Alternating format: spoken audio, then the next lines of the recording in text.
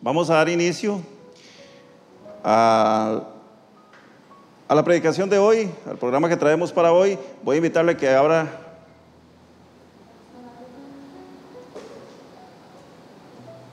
hoy vamos a compartir un tema que he titulado Mercado de Esclavos. Esta es la primera parte de ese tema. Probablemente de hoy en 8 terminemos. Puede ser que haya, no sé, una tercera parte, pero pienso que de hoy en 8 terminamos. Es un tema bastante amplio, es un tema que hay que estudiarlo con mucho cuidado. Vamos a hacer un estudio sobre el tema de la esclavitud y vamos a ir a el libro de Génesis. Génesis capítulo 37. Vamos a leer un pasaje que es un poco largo, pero le reitero, este es un tema que requiere atención, así que voy a pedirles que lo leamos con mucho detenimiento, que le pongamos mucha atención, porque es la base para el estudio que vamos a hacer. Génesis capítulo 37. Dice la palabra de Dios. Vamos a leer del verso 1 hasta el verso 28. Dice: habitó Jacob en tierra donde había morado su padre, en la tierra de Canaán. Esta es la historia de la familia de Jacob. José, siendo de edad de 16 años, apacentaba las ovejas con sus hermanos, y el joven estaba con los hijos de Bila y con los hijos de Silpa, mujeres de su padre, e informaba José a su padre la mala fama de ellos. Y amaba Israel a José más que a todos sus hijos. Cuando la Biblia nos habla de Israel y nos habla de Jacob, nos está hablando del mismo personaje, porque lo había tenido en su vejez y le hizo una túnica de diversos colores. Y viendo sus hermanos que su padre lo amaba más que a todos sus hermanos, le aborrecían y no podían hablarle pacíficamente. Y soñó José un sueño y lo contó a sus hermanos, y ellos llegaron a aborrecerle más todavía. Y él les dijo: oíd ahora este sueño que he soñado. He aquí que atábamos manojos en medio del campo, y he aquí que mi manojo se levantaba y estaba derecho, y que vuestros manojos estaban alrededor y se inclinaban al mío. Le respondieron sus hermanos: ¿reinarás tú sobre nosotros, o señorearás sobre nosotros? Y le aborrecieron aún más a causa de sus sueños y sus palabras. Soñó aún otro sueño y lo contó a sus hermanos diciendo: he aquí que he soñado otro sueño, y he aquí que el sol y la luna y 11 estrellas se inclinaban a mí. Y lo contó a su padre y a sus hermanos, y su padre le reprendió y le dijo: ¿qué sueño es este que soñaste? ¿Acaso vendremos yo y tu madre y tus hermanos a postrarnos en tierra ante ti? Y sus hermanos le tenían envidia, mas su padre meditaba en esto. Después fueron sus hermanos a apacentar las ovejas de su padre en Siquem, y dijo Israel a José: tus hermanos apacientan las ovejas en Siquem, ven, y te enviaré a ellos. Y él respondió: heme aquí. E Israel le dijo: ve ahora, mira cómo están tus hermanos y cómo están las ovejas, y tráeme la respuesta. Y lo envió del valle de Hebrón y llegó a Siquem. Y lo halló un hombre andando errante por el campo, y le preguntó a aquel hombre diciendo: ¿qué buscas? José respondió: busco a mis hermanos, te ruego que me muestres dónde están apacentando. Aquel hombre respondió: ya se han ido de aquí, y yo les oí decir: vamos a Dotán. Entonces José fue tras sus hermanos y los halló en Dotán. Cuando ellos lo vieron de lejos, antes que llegara cerca de ellos, conspiraron contra él para matarle. Y dijeron el uno al otro: he aquí, viene el soñador. Ahora pues, venid y matémosle y echémosle en una cisterna, y diremos: alguna mala bestia lo devoró, y veremos qué será de sus sueños. Cuando Rubén oyó esto, lo libró de sus manos y dijo: no lo matemos. Y les dijo Rubén: no derraméis sangre, echadlo en esta cisterna que está en el desierto y no pongáis mano en él, por librarlo así de sus manos para hacerlo volver a su padre. Sucedió pues que cuando llegó José a sus hermanos, ellos quitaron a José su túnica, la túnica de colores que él tenía sobre sí, y le tomaron y le echaron en la cisterna, pero la cisterna estaba vacía, no había en ella agua. Y se sentaron a comer pan, y alzando los ojos miraron, y he aquí una compañía de ismaelitas que venía de Galaad, y sus camellos traían aromas, bálsamo y mirra, e iban a llevarlo a Egipto. Entonces Judá dijo a sus hermanos: ¿qué provecho hay en que matemos a nuestro hermano y encubramos su muerte? Venid y vendámoslo a los ismaelitas, y no sea nuestra mano sobre él, porque él es nuestro hermano, nuestra propia carne. Y sus hermanos convinieron con él. Y cuando pasaban los madianitas mercaderes, sacaron ellos a José de la cisterna y lo trajeron arriba y le vendieron a los ismaelitas por 20 piezas de plata, y se llevaron a José a Egipto. Un pequeño examen de comprensión de lectura. ¿Cuánto pagaron los madianitas por José? 20 piezas de plata, 20 monedas. Pagaron los madianitas por José. Quiero que recuerde este dato porque es un dato muy interesante, muy importante, y después lo vamos a ver con el paralelismo que vamos a establecer con respecto al resto del tema. Aquí se nos cuenta una pequeña parte de la historia de José. José es un personaje que es un ícono dentro de la historia también del pueblo de Israel. Pero hay algo que debemos conocer también, y es la historia que hay detrás de esto. Remontándonos un poco hacia atrás, en este texto, nos encontramos en primer plano a un varón llamado Jacob. Jacob también es conocido bíblicamente como Israel, por una circunstancia especial en donde Dios le cambia el nombre a este personaje. Primero se llama, luego se llama Israel. Bueno, esto les queda de tarea a ustedes para que lo estudien ahí en la Biblia, cómo fue que Dios le cambió el nombre a Israel. Resulta que Jacob es conocido como el patriarca de las 12 tribus de Israel. ¿De quién era hijo Jacob? Jacob era hijo de un personaje también muy importante llamado Isaac. Isaac a su vez era hijo de el patriarca, o el que se conoce bíblicamente como el padre de la fe. ¿Cómo se llama el padre de la fe? Se llama Abraham. Muy bien. Los hijos de Jacob serán más tarde, a su vez también, los patriarcas de las 12 tribus que conformaron la nación de Israel. Ellos eran hijos de 4 mujeres diferentes, de 4 mujeres con las cuales Jacob procreó sus hijos. Hay 6 hijos de Lea, su esposa, 2 hijos de Raquel, con Raquel, su otra esposa. Estos son José y Benjamín. Luego con Bila, que era esclava de Raquel, tuvo 2 hijos, y con Silpa, la esclava de Lea, tuvo 2 hijos también. Jacob tuvo preferencia por su hijo José. Esto lo vamos a encontrar en el texto bíblico. Él tenía una preferencia especial, un trato especial por su hijo José, que también era hijo de Raquel, la mujer que él amó desde el momento en que la conoció. Génesis capítulo 28, verso 19. Y leyendo también las escrituras nos damos cuenta que tuvo preferencia por ella, por esa mujer y su hijo José, sobre las demás mujeres y sobre los demás hijos.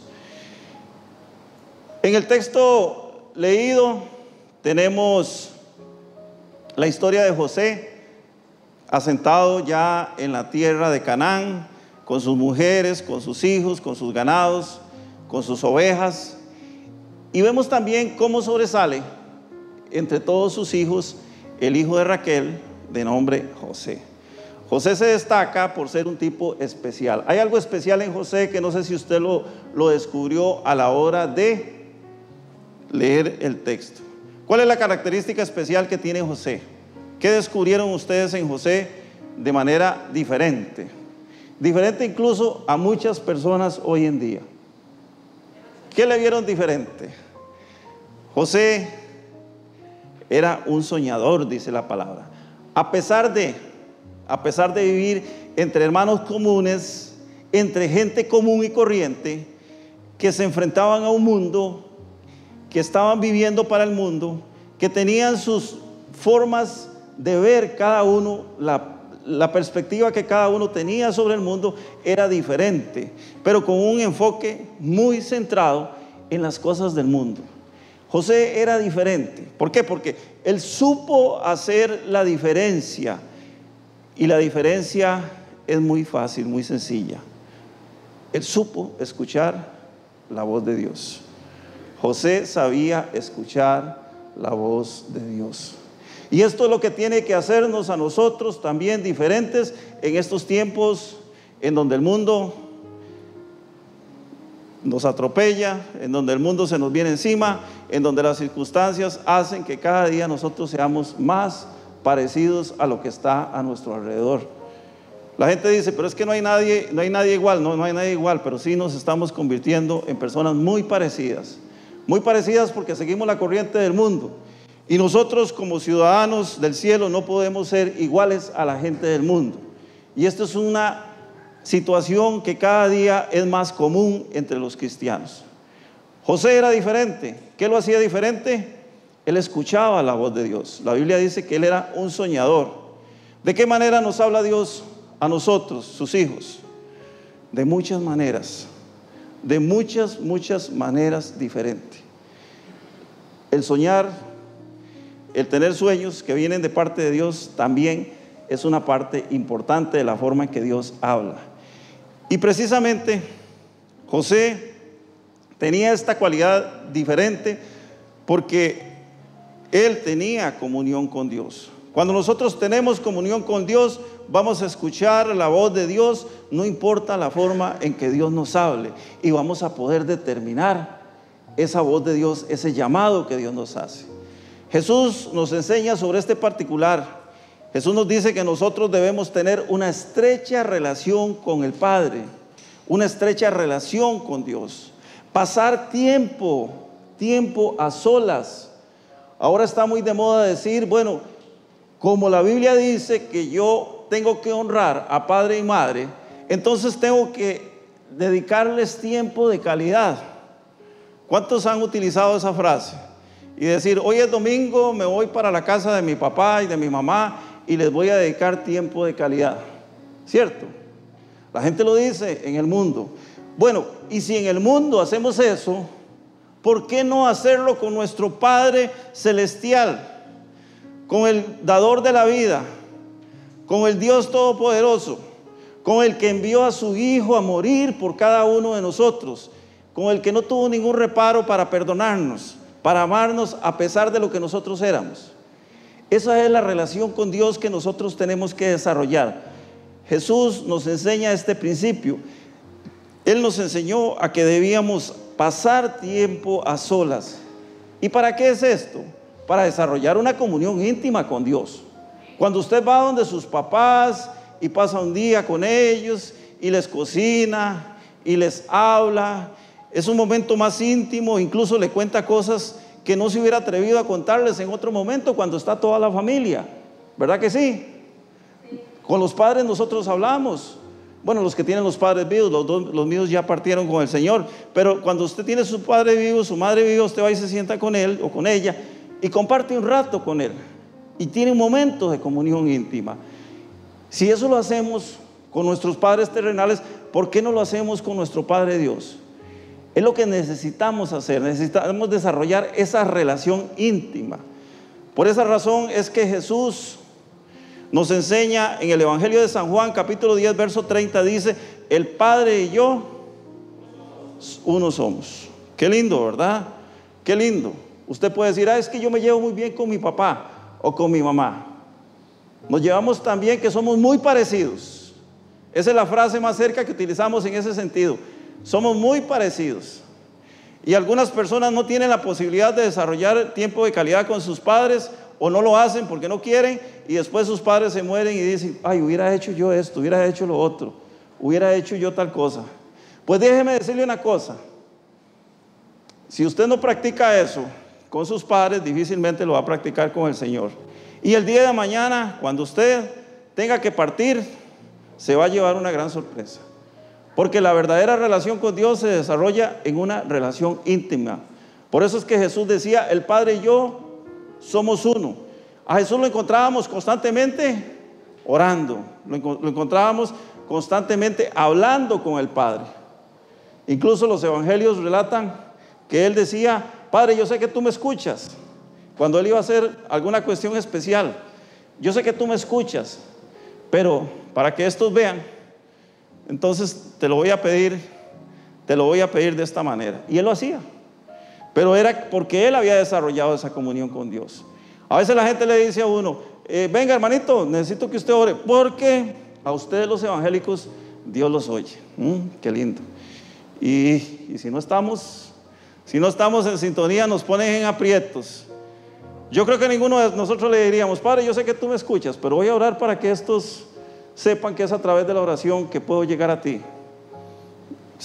Sacamos fuerza donde no tenemos, hacemos fuerza de cara y comenzamos a hacer una oración rimbombante para que la persona que nos pidió oración crea que somos muy espirituales. Y tal vez no tenemos pero ni un pelo de espiritual. El Señor nos dice a todos sus hijos que si escuchamos su voz, no endurezcamos nuestro corazón. ¿Y por qué será esto? ¿Cómo es un corazón duro?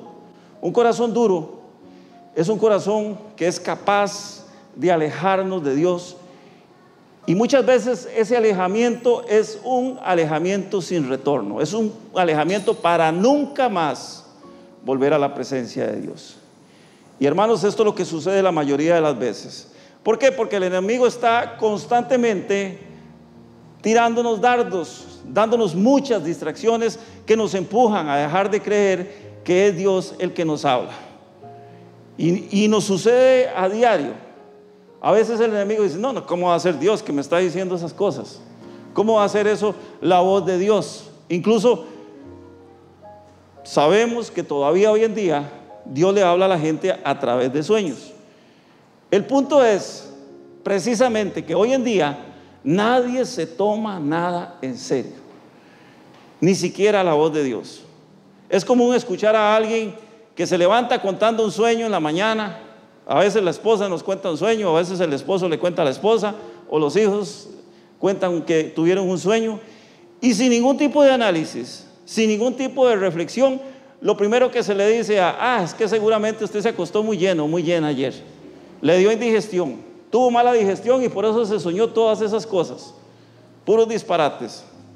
Y ni siquiera nos atrevemos a pensar por un momento que pudo haber sido la voz de Dios. ¿Les ha pasado a ustedes eso? Qué terrible, ¿verdad?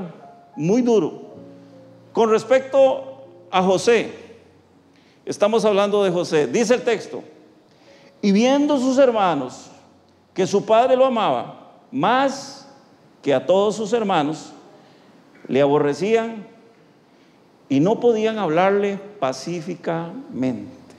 ¿Han visto dos hermanos enfrentados que con solo verse, tal vez no se han visto en todo el día, con solo verse sacan chispas y comienzan a gritarse el uno al otro, comienzan a decirse cosas hirientes, groserías? Bueno, así era la relación de José con sus hermanos. Ni siquiera se podían volver a ver. Dice que no podían hablarle ni siquiera pacíficamente. Vea la manera de odio que se desarrolló.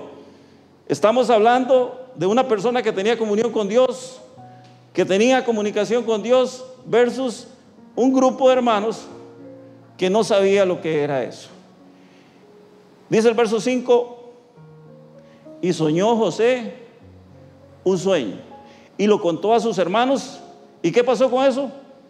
Llegaron a aborrecerle todavía más. Si antes lo odiaban, lo odiaron todavía mucho más. El odio se acrecentó en ellos. Esta es una de las razones por las cuales a veces la gente no entiende cuál es la relación que hay entre seguir a Cristo y lo que Jesús nos dice muchas veces, lo que nos dijo una vez, perdón, que está registrado en los evangelios, cuando nos dice que los enemigos serán los de su propia casa.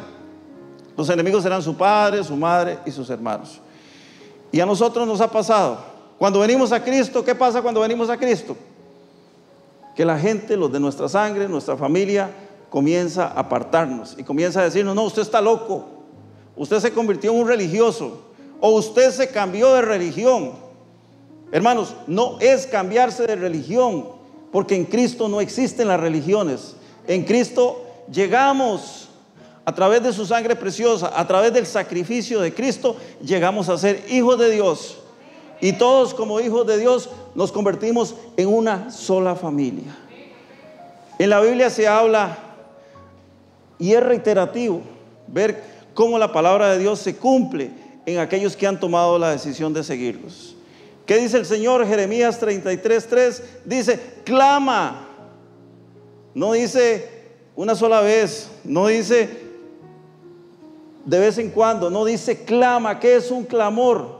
Un clamor es algo que tiene que estar de continuo en nuestra boca. Es algo que tenemos que ejercitar y tenemos que desarrollar ese ejercicio. La semana pasada compartía con un muchacho que nos está haciendo trabajos en la iglesia, en el edificio, y yo le hablábamos con respecto a la necesidad de congregarse, y él me decía: no, es que yo los domingos los uso para ir de cacería. Yo no creo que sea necesario estar metido en la iglesia. Y entonces seguimos hablando. Yo ni le dije sí ni le dije no, seguimos hablando. Y en eso ya me metió el tema de las enfermedades, de cómo la gente se enferma de COVID, de cómo la gente se muere de COVID.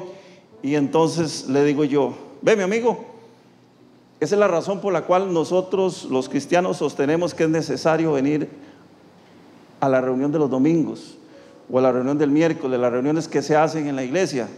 Le digo: ¿sabe por qué? Porque a través de las reuniones conocemos la palabra de Dios, y cuando conocemos la palabra de Dios vamos a estar firmes y vamos a saber cómo reaccionar ante una situación como esta. Si usted se enferma de COVID, lo menos que va a tener es miedo de morirse.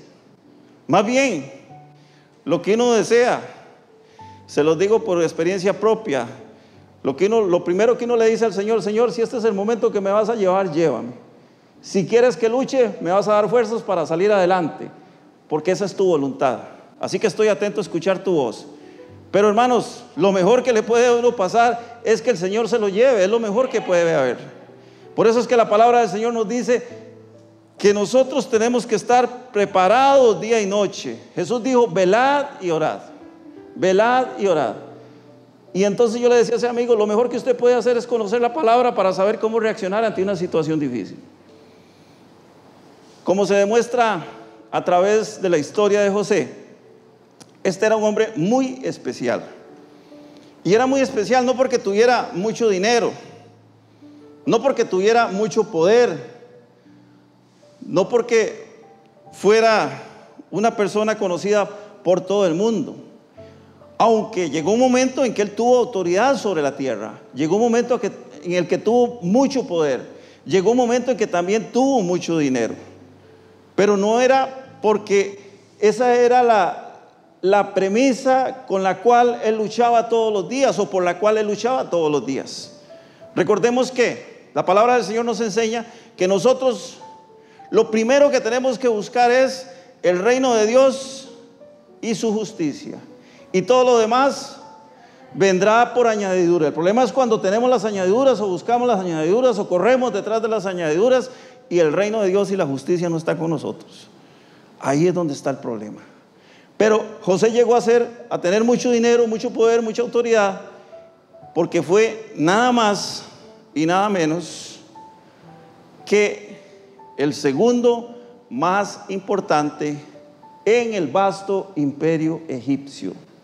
Nada más y nada menos que el segundo más importante.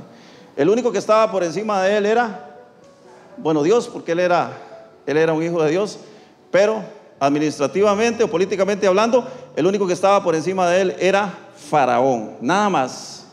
Así que, hermanos, en este momento usted puede estar pensando, si no conoce la historia, pero ¿cómo? Si era un esclavo. En el momento que sus hermanos deciden que lo van a meter en una cisterna, él es un esclavo. Ya a partir de ese momento lo convierten en un esclavo.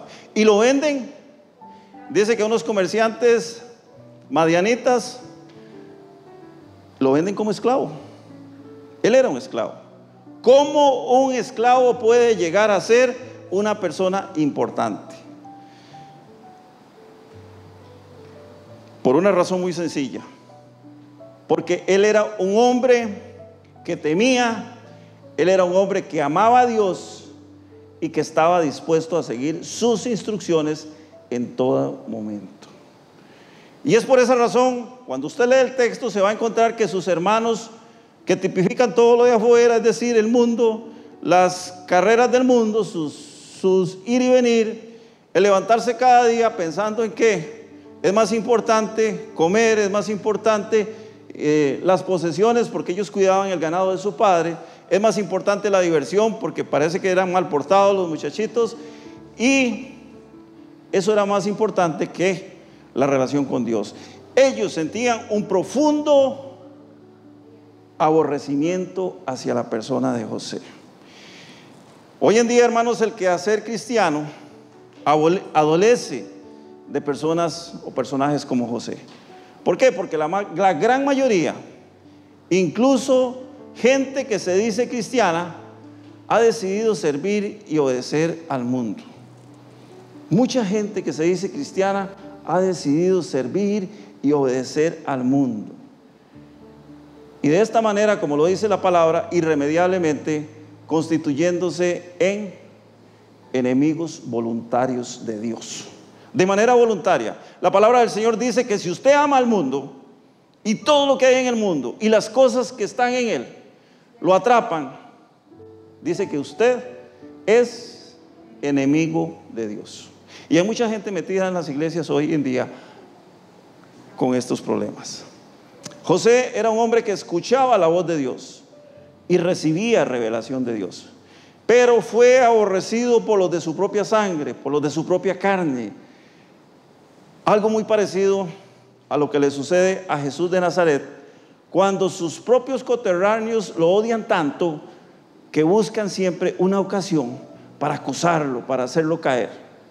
Cuando vamos a Mateo capítulo 22, verso 15, dice que entonces se fueron los fariseos y consultaron cómo sorprenderle en alguna palabra. A Jesús le estaban poniendo tropiezo, porque Jesús era muy diferente a ellos, porque hablaba cosas muy diferentes a ellos, porque Jesús era conocedor de la palabra igual que ellos y hablaba rectamente como debía hablar. Esto significa, hermanos, que para los que no conocen a Dios es tropiezo la palabra que hablamos. Muchas veces cuando predicamos la gente se enoja, cuando predicamos la gente se ofende, cuando predicamos muchos se dan por aludidos. Y la verdad es que esto es algo normal, esto es algo común, no nos debe preocupar. ¿Por qué? Porque la palabra de Dios es tropiezo para los que no creen. A menudo la gente anda buscando errores en lo que predicamos, en lo que decimos, para tratar de acusarnos. Y muy probablemente cuando uno predica, pues tendrá sus errores de interpretación, sus errores teológicos, porque obviamente, aunque uno ha tratado de prepararse lo más posible, siempre va a haber algo que no está bien, siempre va a haber algo que de alguna manera puede salirse del contexto. ¿Por qué? Porque somos seres humanos, es normal, pero hay gente que se esmera en buscar esas cosas para decirnos, para acusarnos y para hacernos caer. El apóstol Pablo nos enseña, 1 Corintios capítulo 1, verso 18, dice el apóstol Pablo que la palabra de la cruz es locura para los que se pierden. Cualquiera puede decir, ¿y por qué? ¿Cómo es eso? Bueno, muy sencillo, aquí estamos todos sentados hoy, muy cómodos, compartiendo la palabra, pero para la gente de afuera No es concebible que el día de hoy, el día domingo, el día de descanso, el día de salir a pasear, el día de andar en moto, el día de ir a la playa, el día de coger el carro, llenarlo de chunches y irse para la montaña, el día de hacer muchas cosas, de quedarse en la casa haciendo un almuerzo, para la gente del mundo no es entendible lo que nosotros hacemos. El solo hecho de que vengamos al auditorio a compartir la palabra de Dios es locura. Es locura. Y por eso es que la palabra de Dios dice, por eso es que el apóstol Pablo es muy enfático cuando dice que la palabra de la cruz es locura. Más específicamente nos habla de la cruz. ¿Y qué es la cruz? Cuando Pablo dice acerca de la cruz, nos está hablando del mensaje de Jesucristo. Nos está hablando de las buenas nuevas de salvación. Nos está hablando de lo que Jesucristo hizo. ¿Cuál es el motivo por el cual Jesucristo vino a la tierra? ¿Por qué vino Jesucristo a la tierra? Porque la humanidad no tenía forma de salvarse por sí mismo. Por eso Él dio su vida por nosotros. Por eso le entregó hasta la última gota de sangre por cada uno de nosotros. José era odiado por sus hermanos a raíz de la relación que tenía con Dios. Por ese motivo, su padre también había tenido un encuentro con Dios y él entendía. La famosa historia que está en Génesis capítulo 32 versos 1 al 2 es una historia muy interesante y le queda de tarea también estudiarla. Génesis capítulo 32 nos cuenta la historia que después de que Jacob había trabajado para su suegro tío de nombre Labán y había adquirido en todo ese tiempo de trabajo sus esposas, sus hijos, sus posesiones, todo lo que él tenía. Dice que él decide ya apartarse de su suegro e ir a hacer casa aparte y se viene de camino, pero había un pequeño detalle que él no había arreglado y era que él tenía un problema familiar con su hermano Esaú. ¿Cuál es la razón por la cual Jacob y Esaú eran enemigos? Ahí le queda de tarea también. Pero Esaú lo buscaba para matarlo. Esaú, su hermano gemelo mayor. Y él va al encuentro de Esaú y dice, bueno, ya no me queda más, tengo que comerme, como decimos nosotros los ticos, me tengo que comer esta bronca, quiera o no quiera. Tengo que ir a ver qué pasa. Tengo que ir a enfrentar a mi hermano, porque o me mata él o lo mato yo, pero aquí esta cosa se acaba. Y se va. Y resulta que camino llega a un lugar y dice que antes de que Esaú lo reciba, le salen a recibir los ángeles del Señor. Y tiene un maravilloso encuentro con el Señor. Y él llamó a aquel lugar, ¿se acuerdan cómo le llamó a aquel lugar? Manaín. Manaín significa campamento de Dios. Tuvo un encuentro con Dios y Jacob a partir de ese momento tuvo una vida diferente. Su vida nunca más fue igual.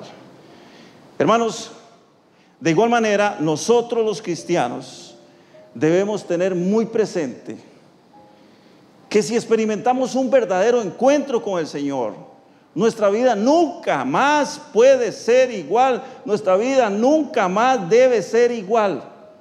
No podemos seguir siendo los mismos si hemos recibido la salvación a través de Jesucristo. No podemos ser los mismos si hemos recibido a Cristo en nuestro corazón. Nuestra vida nunca puede volver a ser la misma. ¿Y sabe cuál es la razón? Que hemos pasado de muerte a vida. Y usted me dice, bueno, pastor, ¿y cómo es eso? Si yo sé que de alguna manera tengo que morir. Claro, tenemos que entregar este cuerpo, porque este cuerpo no nos pertenece, este cuerpo es de la tierra. La palabra del Señor nos enseña que fuimos formados del polvo. Cuando nuestro cuerpo vuelve a la tierra, ¿qué pasa? ¿En qué se convierte? En polvo, en tierra, se deshace. Ese es el ciclo natural del cuerpo. Pero, ¿qué hay dentro de nosotros que nos liga directamente con una eternidad? Nuestra alma y nuestro espíritu. Eso va a ir a una eternidad y eso nunca muere. Pero sin Cristo nuestra vida está exactamente tan muerta y tan perdida como lo puede estar cualquier criatura que no conozca del Señor. Por eso antes de venir a Cristo, dice la palabra del Señor que nosotros estábamos muertos en delitos y pecados. Y si venimos a Cristo adquirimos vida, y vida en abundancia, dice la palabra del Señor. No es cualquier cosa, vida en abundancia. ¿Por qué? Porque vamos a trascender a la muerte física. En el momento en que nos reunamos con el Señor, vamos a vivir una eternidad en la presencia del Señor. Por eso es que nuestra vida no puede ser igual si hemos pasado de muerte a vida, o si hemos nacido de nuevo, como le dice Jesús a Nicodemo en el capítulo 3 del Evangelio de San Juan. Pero sucedió que un día Jacob envía a su hijo a ver qué estaban haciendo sus hermanos en un lugar lejano. Les dice: vaya donde sus hermanitos y me trae un reporte para ver qué están haciendo. Complicado, ¿verdad? Muy complicado. Imagínense que usted sea el menos querido de su familia y que encima de eso lo manden a espiar qué están haciendo sus hermanos. Lo manden de espía. Como que no, ¿verdad? Como que es un poco complicado. Pero José era un hombre obediente. Él obedecía a su padre. Y era un hombre recto también. Y su padre Jacob sabía que José iba a contar las cosas incorrectas que ellos hacían. Por ese motivo, cuando lo ven llegar, imagínese usted lo que sintieron, ¿verdad? Porque dice que ellos se fueron el papá los mandó para un lugar y como desobedientes que eran, se fueron para otro. Cambiaron las ovejas del lugar y se fueron para otro lugar. No obedecieron la voz de su padre. José se va y hace toda la investigación, los ubica, y cuando llega donde ellos, dice que venía José por allá. Y ya me imagino la cara que pusieron. Lo primero que dijeron es: ahí viene ese sapo, ¿verdad? Ahí viene ese sapazo. Como decimos los ticos, nos va a echar al pico a todos, porque ya hicimos lo que no teníamos que hacer. Hicimos lo incorrecto. De aquí en adelante estamos vendidos, estamos en problemas. Pero el problema es José. Si nosotros eliminamos a José, ya nadie nos va a estar fastidiando la paciencia. Ya nadie le va a ir a contar a papá que hacemos cosas incorrectas. Por ese motivo es que ellos toman la decisión de matarlo. Dice: vamos a matarlo porque ya aquí, muerto el perro, se acaba la rabia. Ya a partir de este momento no vamos a tener más a José como problema. Pero había un hermano que era un poquito piadoso y que intercede por su hermanito José. En ese momento José era el hermanito menor. Y resulta que entre todas las cosas que hablan, al final toman la decisión de encerrarlo en una cisterna. Las cisternas eran unos huecos que cavaban en la roca para depositar agua. Normalmente era agua de lluvia, que cuando llovía se llenaban de agua y eso servía para abastecer a las caravanas que pasaban por el desierto para que tomaran agua. El hermano intercede por ellos y ellos lo encierran en una cisterna, o sea, en un pozo de agua que estaba vacío. Y posteriormente dice que cuando pasan unos comerciantes ismaelitas deciden venderlo. Y ahora sí, viene lo bonito, comienza la historia. Comienza ya la parte interesante. José es llevado a un mercado de esclavos. ¿Cómo se imaginan ustedes un mercado de esclavos? ¿Cómo se imaginan ustedes que es un mercado de esclavos? Independientemente de las películas que ya todos hemos visto, ¿verdad? ¿Cómo se imaginan ustedes que era un mercado de esclavos en ese tiempo? Era un mercado. ¿Y por qué era un mercado?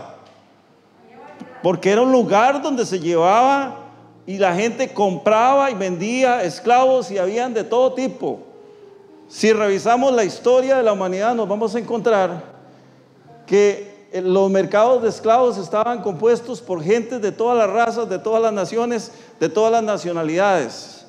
Ahí encontraba usted gente blanca, gente negra, gente de color diferente como los de Oriente, que eran gentes de colores de piel tostada por el sol.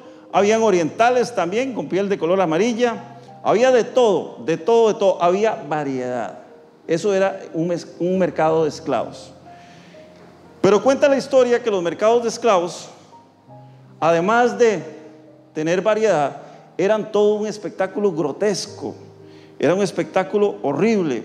Para nosotros en este tiempo sería repulsivo, sería algo incomprensible. ¿Por qué? Porque dependiendo del lugar, casi siempre los esclavos estaban obligados a desfilar detrás de sus esclavistas, comerciantes por las calles del pueblo, por las calles de la ciudad. Y la mayoría de las veces, oiga esto, la mayoría de las veces los esclavos estaban totalmente desnudos, no llevaban ropa, los exhibían tal y como eran. ¿Y por qué era esto? Esto lo hacían para que los posibles compradores pudieran inspeccionar su mercancía con diligencia y con precisión. Cuando usted va al mercado del pueblo o a la feria del agricultor, que es muy común aquí en Pérez Celedón, y compra una papaya o compra un mango o compra una sandía o una piña, ¿verdad que no la coge y la echa en su canasta sin verla? Usted la agarra, la revisa, que no tenga ninguna imperfección, le da vuelta, que no tenga ningún problema para después comprarla. Pues por eso era que exhibían a los esclavos desnudos, y por eso era que los hacían desfilar por las calles del pueblo. Estos esclavos eran preparados para la subasta, porque aparte de eso no era solo que los vendían, sino que los subastaban. Los vendían al mejor postor. Algunas veces iban adornados de colgantes, de plumas, de pulseras y joyas, que eran por supuesto propiedad del mercader. Y además de eso, se les aplicaba en la piel una especie de aceite para que su piel brillara y se vieran más atractivos y más saludables. Así que cuando leemos verso 23, sucedió pues que cuando llegó José a sus hermanos, ellos quitaron a José. ¿Qué le quitaron? Su túnica. Ojo, dato curioso. Lo desnudan, la túnica de colores que él tenía sobre sí. Y le tomaron, ¿y qué hicieron después? Le echaron en la cisterna, lo echaron en el pozo. Pero la cisterna estaba vacía, no había en ella agua, dice el verso 24. Así que vemos, hermanos, que los hermanos de José realizan dos acciones importantes que era típico del comercio de esclavos en ese tiempo. Número uno, lo echan en una cisterna vacía sin agua. Eso quiere decir que su interés no era matarlo ni que se ahogara, sino que tenerlo a disposición, porque ya a partir de ese momento José se había convertido en una mercancía. Y número dos, lo desnudaron, le quitaron su túnica. Este es un detalle que muchas veces nosotros pasamos por encima cuando leemos el texto. Yo siempre habría pensado que el único motivo por el cual los hermanos de José le quitaron la túnica era porque querían llevársela al papá, querían llevársela a Jacob impregnada de sangre, como en realidad lo hicieron. Porque dice que ellos cogieron la túnica, la embarraron de sangre de algún cabrito, de algún animal, para llevársela a su papá, para venderle la idea de que su hijo había sido muerto, que había sido atacado por una fiera, por algún animal salvaje. Y eso fue lo que ellos hicieron. Pero tal vez, y este es mi análisis, no lo dice la Biblia, pero es mi análisis, porque si usted analiza el asunto contextualmente, puede llegar también a esta conclusión. La verdadera razón fue que si lo pensaban vender como esclavo, José tenía que estar desnudo para que lo inspeccionaran los posibles compradores. Hoy en día, hermanos, hay un paralelismo que quiero que usted analice en esta mañana. Y es lo que nos enseña la palabra de Dios en el libro de Génesis. ¿Se acuerdan que Dios creó al hombre y lo plantó en un lugar muy hermoso que se llamaba Edén? Y que Edén, dice la palabra de Dios, que Dios plantó un huerto para que el hombre tuviera abundancia de cosas, de frutos, de comida y de todo lo que había ahí. ¿Se acuerdan de eso? Pues dice la palabra de Dios que Adán y Eva pecaron desobedeciendo a Dios. Ese fue el pecado de Adán y Eva, ¿cierto? El pecado de desobediencia. Y que la desobediencia trajo como consecuencia esclavitud a ellos y sus descendientes hasta nuestros días. Así es. Con la diferencia de que hoy podemos librarnos de la esclavitud. ¿Cómo nos libramos de la esclavitud? Aceptando a Cristo como nuestro Señor y suficiente Salvador. Cuando Adán y Eva pecaron, ellos fueron tomados como esclavos. El diablo llegó, dice la Biblia, personificado en la serpiente, llegó y después de hacerles un examen exhaustivo, porque ellos estaban desnudos, después de verlos bien y ver el potencial que tenían para pecar. ¿Con qué pecamos nosotros? La mayoría de las veces con nuestros cuerpos, ¿verdad? Ajá. Ese gran potencial que ellos tenían en sus cuerpos para pecar, porque eran creación de Dios, eran hermosos, muy, muy hermosos. Dios los había hecho de una manera muy especial.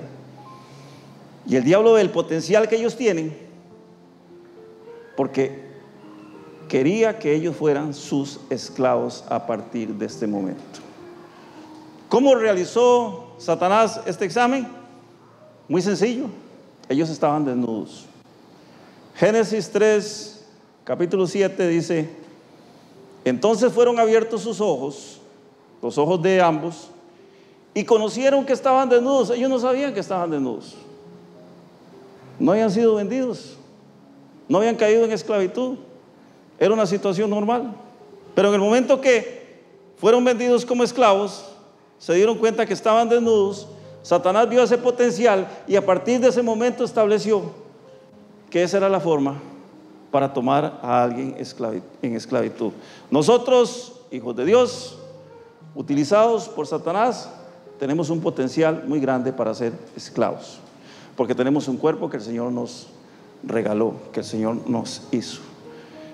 Entonces fueron abiertos los ojos de ambos y conocieron que estaban desnudos. Entonces cosieron hojas de higuera y se hicieron delantales. ¿Cómo vendieron a José? Lo desnudaron y lo vendieron a los comerciantes. ¿Cómo compró Satanás a Adán y Eva? Desnudos, y los convirtió en esclavos. Voy a terminar este mensaje, como les dije, es el primero de dos que he titulado Mercado de Esclavos, con lo que nos dice el el capítulo 39, verso 1 del libro de Génesis. Vamos a buscarlo. Capítulo 39 de Génesis, verso 1. 39:1, Génesis. Hoy vamos a dejar hasta aquí este estudio y hoy en 8 continuamos.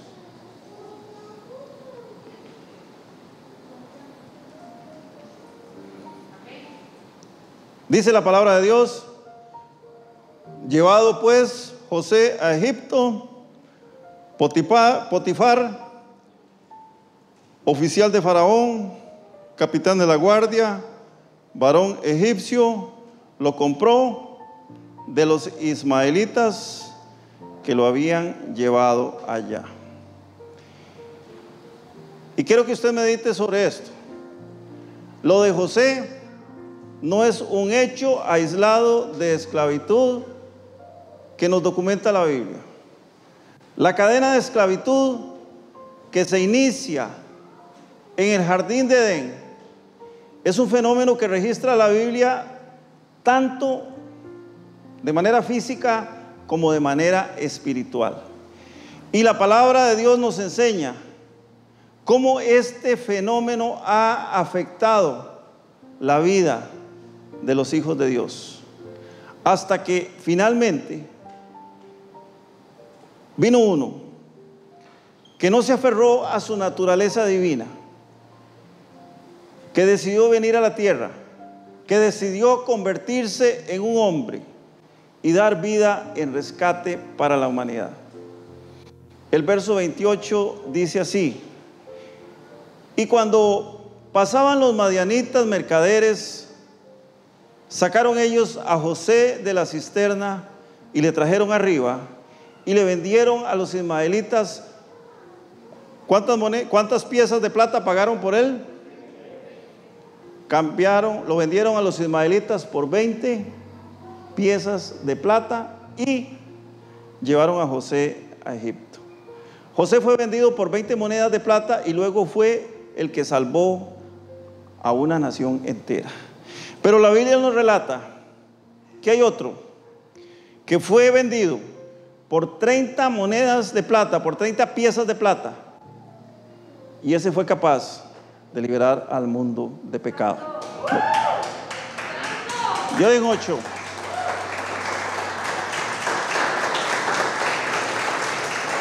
La honra y la gloria sea para el Señor. De hoy en 8 vamos a continuar con esta historia. Vamos a terminar aquí esta enseñanza.